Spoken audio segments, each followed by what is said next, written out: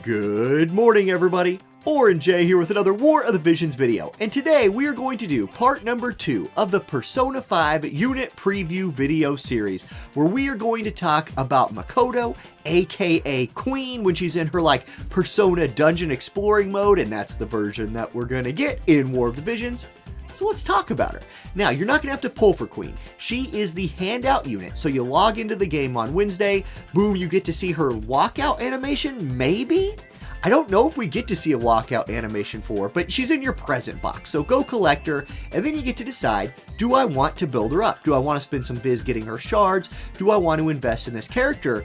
And it's a good question because she is super unique. She's a true hybrid physical / magic damage dealer, and we don't really have someone else like her in the game right now. So we're going to talk about her skills in this video, we're going to talk about what you need to equip her with to make her work, and we're going to cover all that stuff. Now, before we do, I want to give a special shout out to the sponsor of today's video, the Amazon Appstore version of the game. If you've watched my channel for any period of time, you know these guys have been my longest sponsor, and it's a great way to save up to 20% when you're spending in War of the Visions or any game on the Amazon App Store. So there's a link in the description of this video and pinned in the comment section down in the comments. If you click that link and you're going to spend some money during this collaboration, or to finish up your FF6 units or your Esther or something, some of that money comes to me. So it directly supports my channel and helps me out. This is what the page will look like if you click on the link.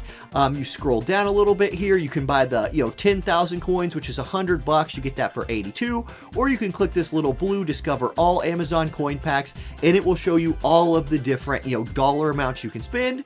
And thank you guys for supporting my channel. If you don't know how to install the Amazon App Store or play on that, there's also instructions on here how to accomplish that. So big shout out to Amazon for sponsoring this video. And honestly, big shout out to anybody who has ever used or planning on using my Amazon coin affiliate link. It really does matter to me. I love you guys. Thank you. Okay, let's talk about Queen. And the first thing we're going to do is a little stat comparison because, that's what we like to do. And when picking who to compare her to, it was tough. I went ahead and went with Noctis here because when we're talking about hybrid magic / physical damage dealers, Noctis was really kind of the only other one I can think of. Now, Noctis is a mostly physical unit, right? And you can see that Noctis has more attack than magic. He has 473 attack to 297 magic, where Makoto has a little bit more magic than attack. She has 446 magic and 370 attack, but both of them are bringing at least a, moderate, middle to high value in those categories. Now, Noctis focuses on physical attacks that he backs up with his magic sub-job Spellblade or with Conjure Armature, his buff that summons, magic hitting weapons. And people were very surprised when they saw how hard Conjure Armature hit from Noctis with only that 297 magic score. So keep that in mind. I think a lot of people slept on how powerful Noctis's magic hitting attacks were if built correctly, if wearing the right pieces of gear. And so that's going to be really important for Makoto as well. Now, both of them have a very similar HP pool. Queen is a little bit higher at 1445 compared to Noctis's 4216. Both have 63 agility. Queen is bringing 241 luck, which is more than Noctis and is really good because Queen has accuracy in her kit. You can build her as an accuracy unit. You want luck with your accuracy units though, so that's important. Both are move 3, jump 1, and both do bring some defense and spirit. Queen brings 4 defense, 8 spirit, Noctis brings 10 defense and 6 spirit. So you can see how the comparisons kind of flesh out here. Both also have pretty good resistance pools. Queen only weak to pierce, Noctis only weak to strike, and then Queen is very strong against mages. So Queen could be a very good unit to run against water mages, right? She's a lightning unit, strong against water, strong against magic, and there are some water magic teams floating around out there if you can find those fights. So I went with that as the comparison there, as Noctis was kind of the only other hybrid-ish character we have in the game. Okay. Now, there's another thing we need to talk about here, and that's what do you equip her with if you want to run her as a hybrid unit. She does have her own weapon, and it is very customized, tailored to her, right? It is the Brass Knuckles, And there's two versions on this, the Vital and the Critical version here. Both have 182 magic and 182 attack. That's awesome. So she scales up both of her damage dealing stats with one piece of gear. Love it. Then the passive effects on this is strike attack, which will help her, physical damage main type, which is strike, and magic attack, which will obviously help her magic attack. So this is a really cool piece of gear. Alternatively, you do have the aim variant that gives 15 accuracy, but it's at the trade-off of both attack and magic. I don't necessarily like that, especially considering on the critical version, you're still also getting 7 accuracy and 10 crit rate.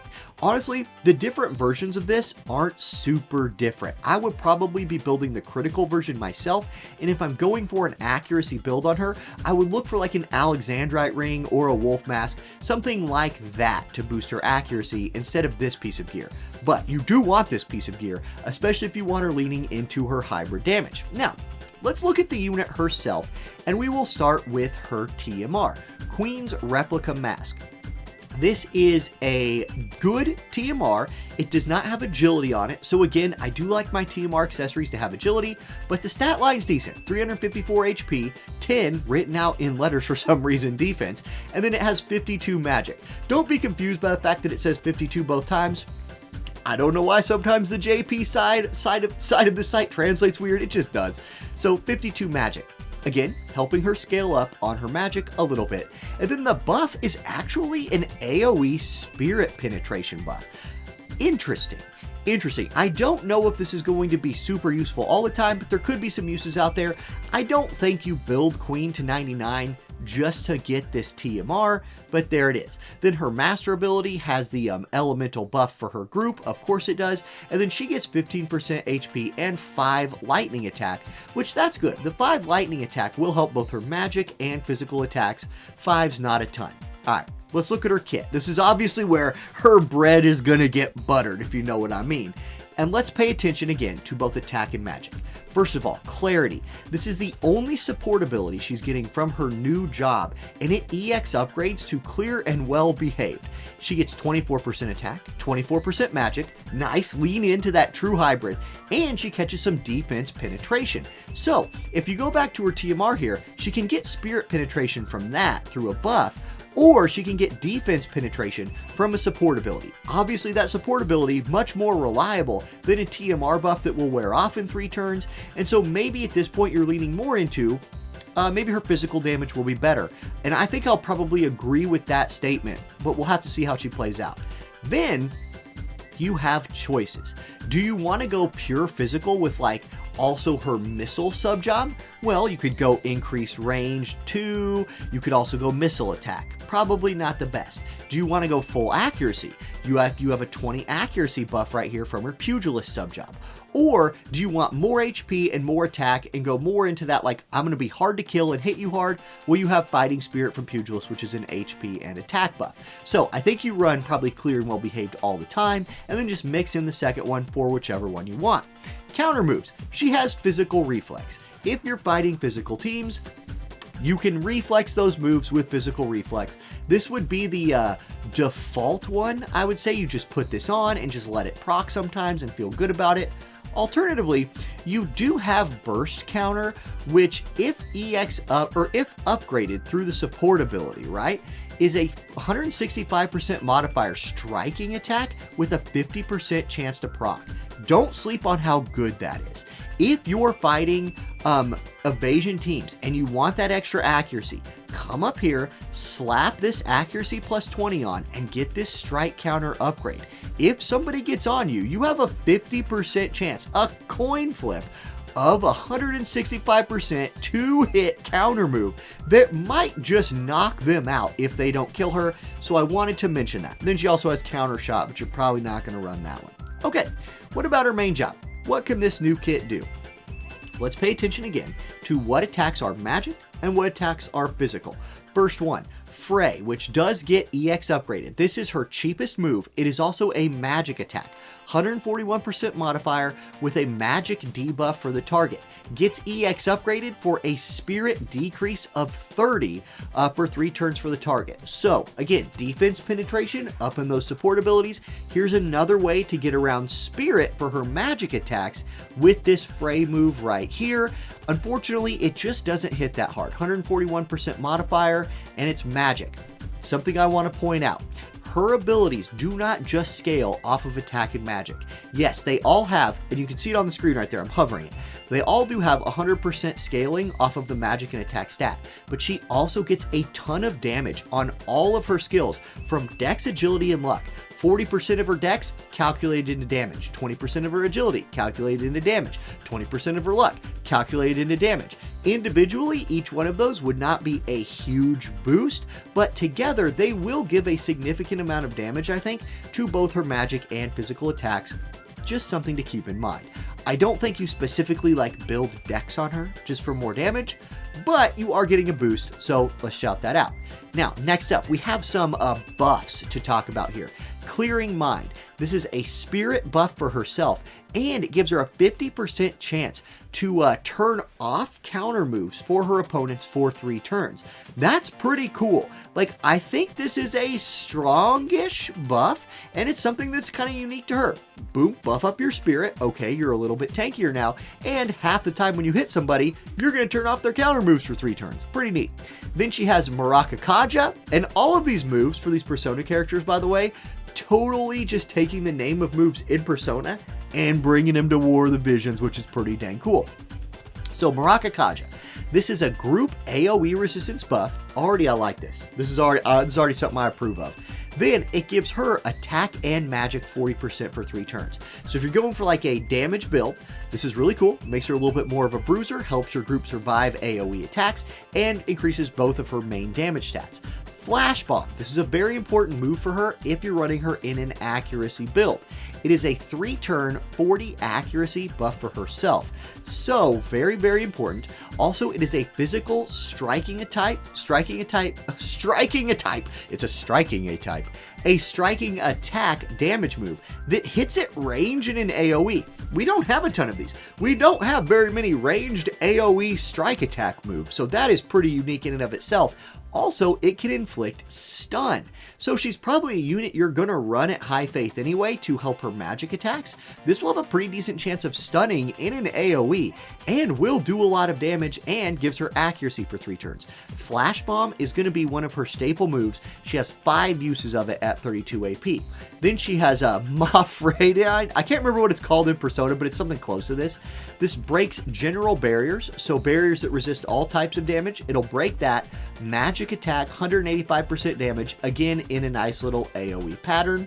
And then her job level 25 ability, Run Johanna, 200% damage, striking attack move that decreases healing power on the targets in a small AoE.